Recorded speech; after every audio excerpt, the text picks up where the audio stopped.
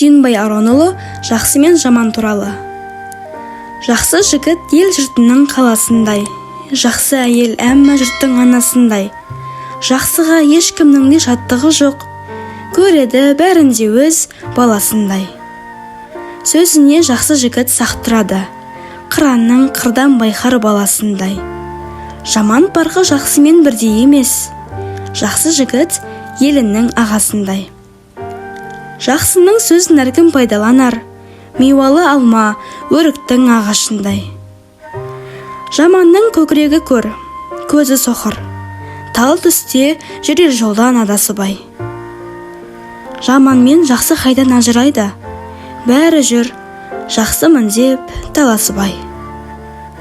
Жамандар өтірікші, өсегі көп, ел жұрттың іріткі салар арасынай.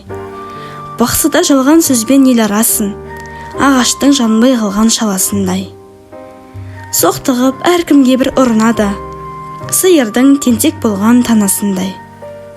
Сондай жанның ешкімге сүйкімі жоқ, жылқының қотыр болған аласындай. Жақсы адам елдің башы серкесіндей, жұғымды болар елге еркесіндей.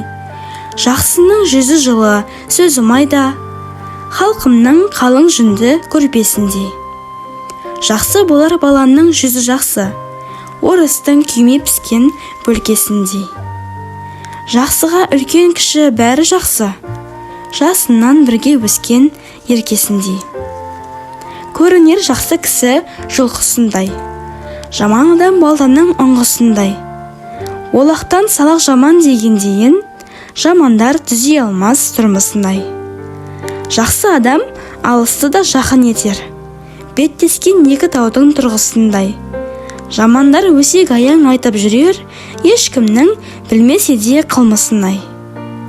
Жаманның кеудесі үлкен, сөзі кесек, ақылы ауысқан адамның жындысындай. Екеуін салыстырып әдейі айттым, қажетін қолданарсың тұрмысың ай.